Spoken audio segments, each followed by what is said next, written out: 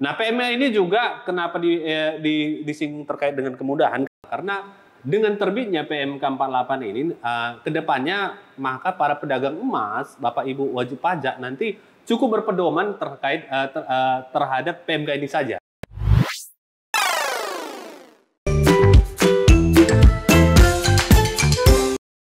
Assalamualaikum warahmatullahi wabarakatuh.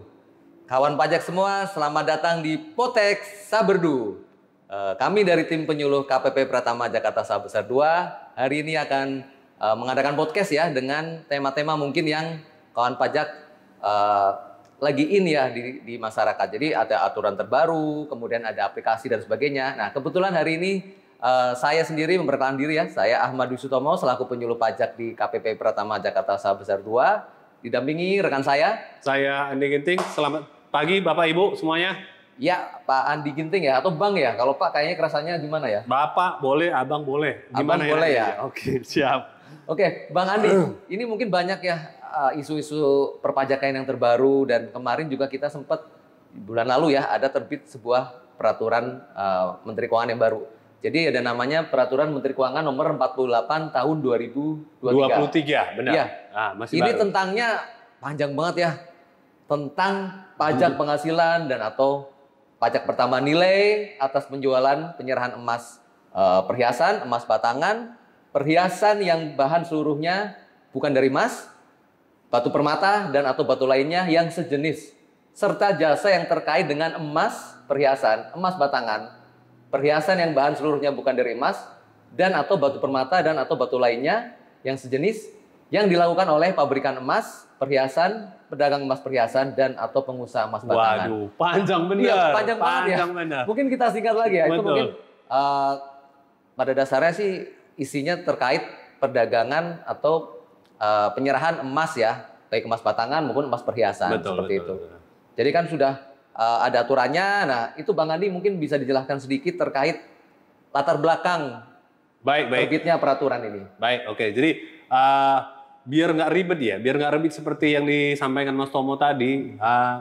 Ini aturannya kok namanya panjang bener begitu ya. Panjang, jadi ya. Ini bisa kalau kita definisikan, kita singkat aja. Ini sebetulnya PMK mengatur terkait objeknya adalah pertama emas perhiasan, yang kedua emas batangan, yang ketiga perhiasan yang bahannya seluruhnya bukan dari emas, yang keempat itu adalah batu permata atau batu sejenis. Yang kelima adalah imbalan sehubungan dengan jasa keempat objek tadi. Sebetulnya itu aja. Tapi karena memang disatukan dia memang menjadi panjang. Karena bentuknya PMK, judulnya juga harus panjang ya. Betul, betul. Dan itu terkait aspek perpajakannya berupa mungkin PPh dan PPN-nya ya. Betul, betul. Jadi memang ini di PMK ini mengatur bukan hanya PPN tapi PPh juga. Jadi kalau kita lihat di PMK-nya ini latar belakangnya memang tujuannya adalah salah satunya memberikan kepastian hukum, memberikan kemudahan, kesederhanaan, dan kemudahan bagi wajib pajak. Jadi kenapa PMK ini memberikan keadilan? Seperti kita tahu, Mas Tomo, sejak ini PMK ini mulai berlaku 1 Mei 2023. 1 Mei 2023 ya. Jadi seperti kita tahu kan, sejak 1 April 2022 itu kan sudah diterbitkan namanya Undang-Undang Harmonisasi Peraturan Perpajakan ya. Jadi sejak 1 April itu sebetulnya kita diperkenalkan istilahnya PPN besaran tertentu. Besaran tertentu. PPN besaran tertentu. PPN besaran tertentu. Nah, pada saat itu PMK terkait emas itu masih sebetulnya diatur dengan PMK yang PMK 30 2014. Nah, di mana di situ diatur bahwa emas itu DPP-nya lah nilai lain, DPP nilai lain, kemudian pajak masukannya boleh dikreditkan. Tidak boleh dikreditkan. Pajak masukan tidak boleh. Berarti yang dihitungnya 80% dari pajak keluarannya ya? Betul, betul. Jadi atau DM. Betul, betul. Jadi jadi begini. Jadi PMK terkait emas, PMK 30 yang sebelumnya itu kan menggunakan DPP nilai lain dan pajak masukannya itu tidak boleh dikreditkan. Nah, kita tahu itu sejak Undang-Undang Harmonisasi Peraturan Perpajakan, pajak masukan yang menggunakan DPP nilai itu itu boleh dikreditkan tuh. Boleh Nah, dikreditkan. makanya sejak PMK ini hadir untuk memberikan kepastian hukum di masa peralihan ini, seperti itu. Nah, PMK ini juga kenapa disinggung terkait dengan kemudahan, karena dengan terbitnya PMK 48 ini, kedepannya maka para pedagang emas, Bapak Ibu wajib pajak nanti cukup berpedoman terkait terhadap PMK ini saja. Oh, jadi nggak perlu lagi untuk melihat PMK lain karena semua terkait perdagangan emas lihatnya satu PMK ini ya? Benar. Nah, jadi kalau dulu kan kalau misalnya ini pedagang emas, kalau terkait aspek PPN-nya kan diatur, dia mengacu ke PMK 30 2014 begitu ya, atau terkait emas batangan PPh-nya dia mengacunya ke PMK 34 2017 begitu. Nah, ini dengan kehadiran PMK 48 ini nanti cukup satu aja aturan, jadi rujukan bagi para pedagang emas wajib pajak itu cukup terkait PPh dan PPN-nya sudah berpatokan ke PMK 48. Seperti itu kira-kira. Iya, terus kita mungkin lanjut langsung ya ke bagian aspek dari perpajakannya ya, dari Boleh. PPh dan PPN-nya untuk masing-masing tadi kriteria ya. Ada untuk penjualan untuk emas perhiasan. Nah, emas perhiasan. Nah, jadi seperti kita singgung di awal, ini mulai kita bedah satu persatu, Mas Tom. Jadi yang pertama tadi objeknya itu emas perhiasan. Emas perhiasan. Nah, emas perhiasan. Nah, kalau dari sisi PPh, emas perhiasan ini adalah tarifnya 0,25%. 0,25% dari 0,25%. Harga jual. Harga jual ya. Harga jual, tidak termasuk PPN tentunya. Penyerahannya ya. Betul. Itu untuk PPh-nya. Untuk PPh-nya, tapi begini, jangan khawatir nih Bapak Ibu.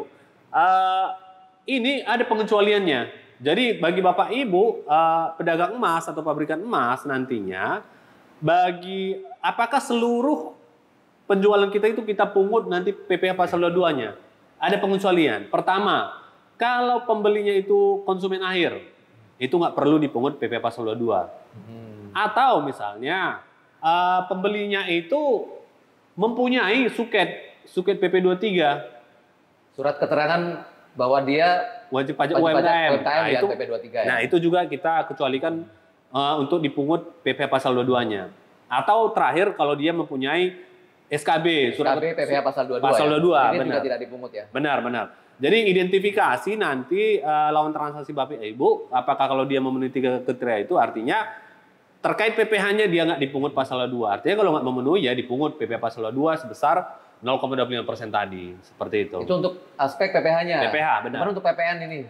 Nah, kalau untuk PPN kita bedakan nih terkait kita kelompokkan sebetulnya subjeknya itu, kalau subjeknya itu pabrikan, itu kita bedakan dengan subjeknya itu adalah pedagang emas, pabrikan emas dan pedagang emas. Nah, kalau pabrikan emas maka tarifnya ada 2. Pertama adalah 1,1%.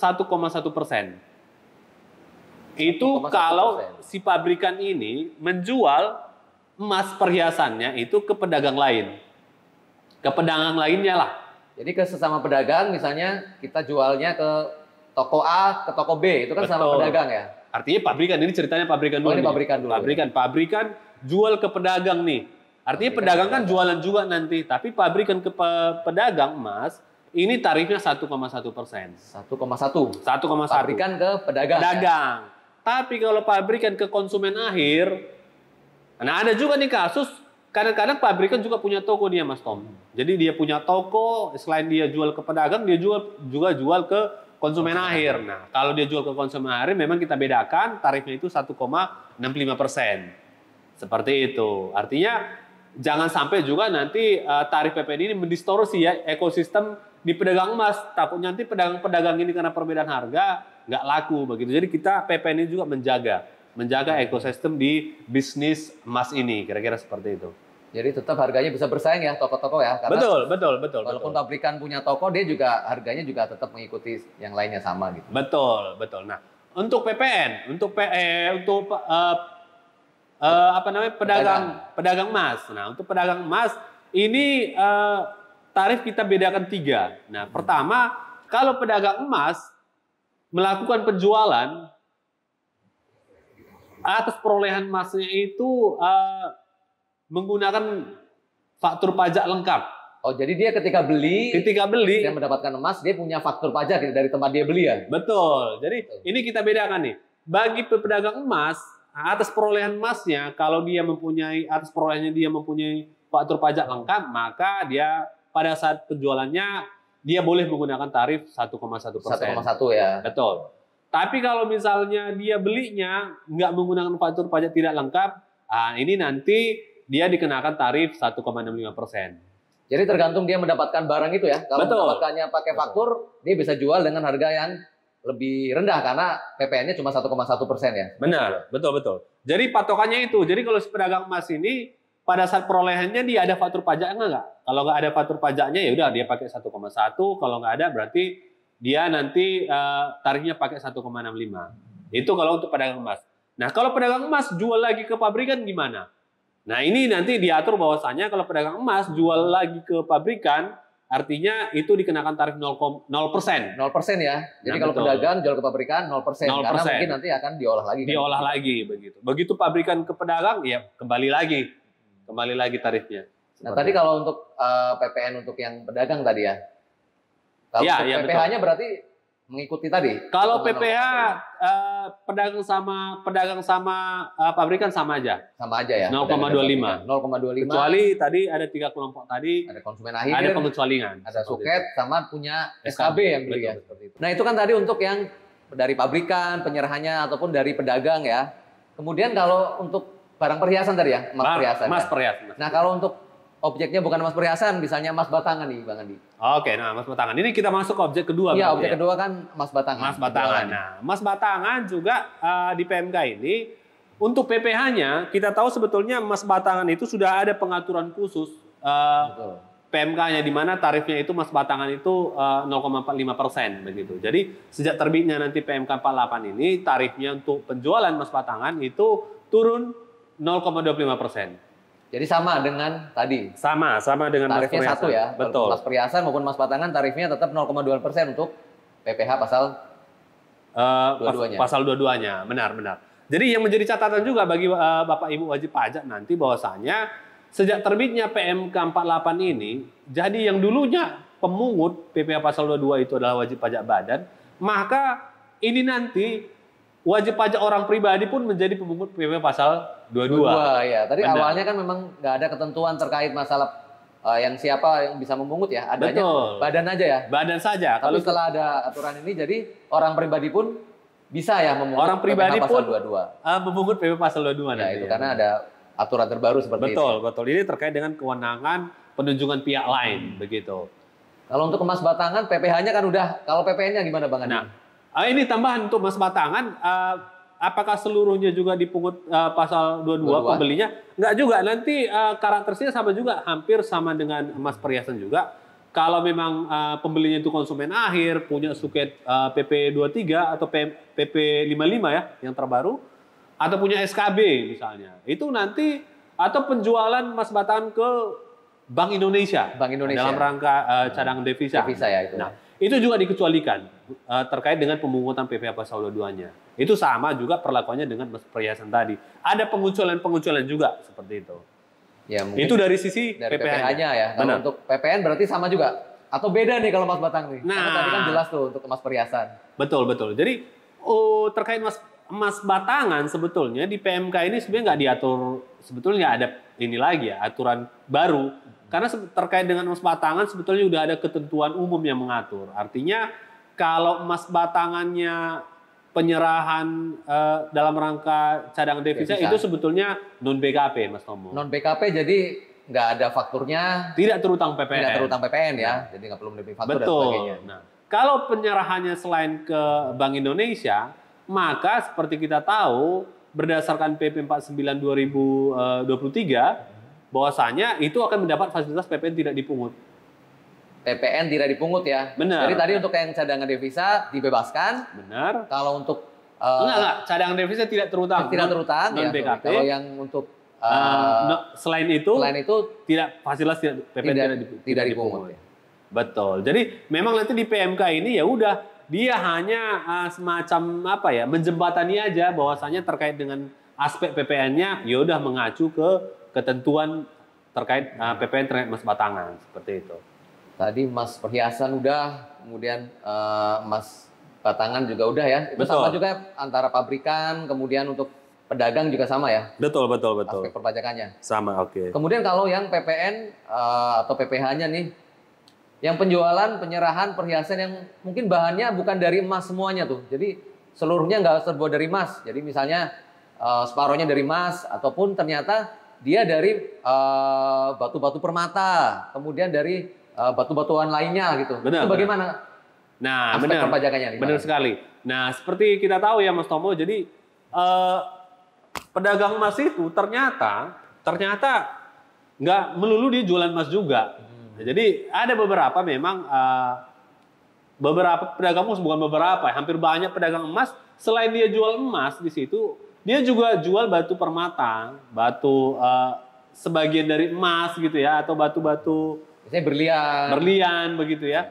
Jadi itu tadi yang kita singgung di awal, bahwa sana demi memudahkan, artinya udah kita samakan aja nih, samakan aja biar si wajib pajak juga nggak susah memilah-milah. Kalau ini nanti PPN-nya lain, emas lain begitu. Artinya kalau masih dalam konteks dia memang perhiasan begitu, nanti perlakuan pajaknya sama aja. Nah, jadi PPH-nya sama 0,25. 0,25 tetap dengan penguculan tadi, kemudian PPN-nya juga sama 1,1%. 1,1 ataupun 1,6. Nah, kalau khusus ini nggak dibedain nih, tetap semuanya 1,1%. Oh, 1,1 ya. Jadi kalau untuk PPN atas tadi penjualan perhiasan mungkin yang separohnya pakai emas, atau perhiasan-perhiasan lain ya, mungkin yang dari bahannya batu-batu permata dan batu-batu lainnya gitu. Ya, itu kan untuk barang-barang perhiasan maupun barang tadi ya, emas batangan ya. Benar. Bagaimana kalau di bisnis emas ini kan banyak tuh usaha lainnya, misalnya ada jasa ya, kemudian jasa itu dalam prosesnya memang mengolah atau merubah emasnya, misalnya jasa penyepuhan, kemudian jasa lainnya gitu. Nah, itu gimana tarifnya PPH maupun PPN-nya, Bang Andi? Baik, jadi di PMK ini juga diatur terkait dengan jasa-jasa terkait objek-objek tadi, Mas Tom. Nah, memang kalau kita terkait PPH, PPH dulu nih. Nah, kalau terkait PPH ini ya kita kembalikan aja sih di ketentuan umum. Artinya di ketentuan umum, kalau memang penerima penghasilan terkait jasa itu adalah orang pribadi, ya udah di ketentuan umum itu kalau jasa terkait orang pribadi itu dipotong PPh pasal 21 begitu ya. Tapi kalau yang penerima penghasilannya itu adalah wajib pajak badan, itu nanti kan dikenakan PPh pasal 23. Jadi tidak sama ya. Tadi kalau masalah emas batangan, emas perhiasan tadi kan pakainya PPh pasal 22 ya. Betul. Tarifnya 0,25. Betul. Kalau untuk jasanya berarti beda ya. Ini PPh 21 kalau orang pribadi, PPh pasal 23 kalau untuk badan ya yang menerima penghasilannya gitu. Betul. Nah, dari PPN-nya nih, artinya kan begini. Yang menyerahkan jasa kan nanti kan dia menagih dengan faktur pajak. Yang menyerahkan ini pun nanti dia harus memungut PPN juga karena PKP kan. Nah, memungut PPN-nya ini nanti atas jasa ini 1,1% dari nilai penggantiannya. DPP-nya itu DPP-nya penggantian begitu. DPP-nya penggantian atas jasa itu? Atas jasa. Dan 1,1 ya? 1,1%. Jadi nggak ada tarif 1,65-nya yang lainnya. Betul. Jadi si pemberi jasanya memungut PPN, kemudian si pemberi penghasilannya nanti itu memotong PPh-nya. Seperti itu. 21 atau 23? Benar, 21 atau 23, tergantung si ininya orang pribadi atau wajib pajak badan begitu. Iya, mungkin kawan pajak juga sudah mulai jelas ya masalah PPh, PPN, kemudian tadi objeknya kan ada 3 untuk emas perhiasan, emas batangan, maupun tadi ada jasa juga. Ada jasa juga, ya. Betul, terkait dengan ininya. Apabila wajib pajak memang sebagai pedagang emas gimana? Apakah aspek-aspek perpajakannya tadi harus dipenuhi dengan tadi karena harus memungut PPN jadi harus wajib PKP atau tidak gitu, Bang Andi? Nah, benar. Jadi terkait dengan kewajiban PKP ini biar PPN ini biar netral dia ya. Artinya seluruh pedagang emas, pabrikan emas itu memang diwajibkan PKP. Pabrikan. Jadi betul, Pabrikan, semua pedagang emas, pabrikan emas itu wajib PKP. Jadi ketentuan ini sebetulnya nggak berbeda dengan PMK sebelumnya, PMK 30 2014 itu pun sebetulnya itu wajib PKP. Dan tambahan, Mas Tom, jadi pengenaan besaran tertentu, ini kan kita tadi bicara PPN besaran tertentu yang tarifnya 1,1, 1,65, tadi kita bicara ya terkait emas perhiasan. Nah ini syaratnya harus PKP.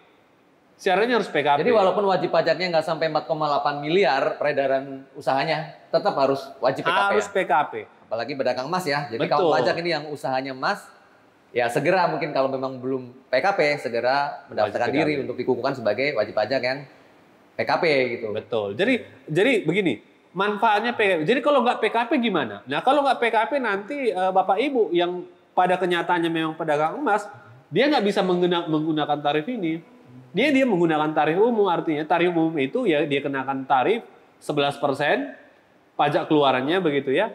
Nah pajak masukannya itu sesuai dengan ketentuan PPN mekanisme umum juga ya. Memang dibolehkan menggunakan DIM 80% begitu ya. Artinya memang nanti bagi Bapak Ibu yang belum PKP tapi senyata-nyata sudah melakukan penjualan emas, maka tarif efektifnya bisa aja nih 2,2%. Ya, Artinya malah lebih tinggi ya. lebih Mendingan tinggi. kita pakai 1,1 atau 1,65. Betul, bagi Bapak Ibu yang memang belum PKP artinya sudah melakukan penyerahan emas ya, artinya bisa dikenakan tarif seperti itu. Iya, kawan pajak mungkin sudah makin jelas ya ini terkait pajak-pajak atau aspek perpajakan dari masalah perdagangan emas ya. Ada lagi mungkin Bang Adi bisa ditambahkan dari aspek perpajakannya nih. Nah, dari aspek perpajakan ya dari tarif tadi sudah ya, tarif sudah, terus subjeknya tadi sudah. Nah, ya mungkin terkait dengan masa-masa sebelum PMK ini terbit, Mas Tom. Jadi ini PMK ini kan terbit 1 Mei 2023.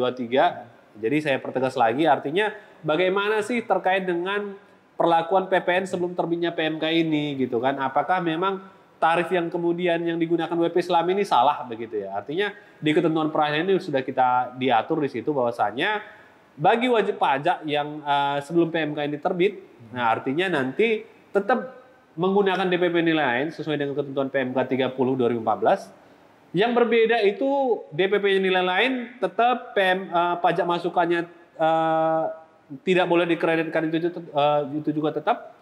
Yang berbeda adalah sejak 1 April 2022 itu tarifnya yang berbeda. Yang tadinya 10% sudah mulai betul. 11%. Jadi 10% jadi 11% ya? 11%. Yang lainnya itu sama aja, artinya pakai DPP yang lain, kemudian pajak masukan tidak boleh dikreditkan, selebihnya itu mulai 1 Mei ya sudah berlaku PMK yang baru ini PMK 48. Mungkin itu saja mungkin yang hal-hal yang menjadi catatan bagi jadi saat PMK ini mulai berlaku kan per 1 Mei 2023 ya.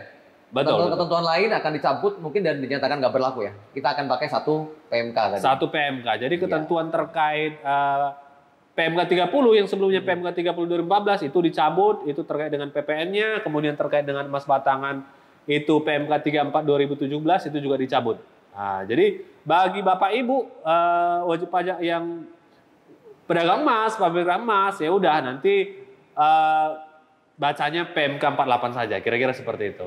Nah iya kawan pajak, sudah selesai acara podcast hari ini. Moga-moga kawan pajak juga makin jelas. Apabila memang membutuhkan informasi lebih lanjut bisa datang ke KPP ya, menemui petugas Sepdes di KPP Pertama Jakarta Sawah Besar 2.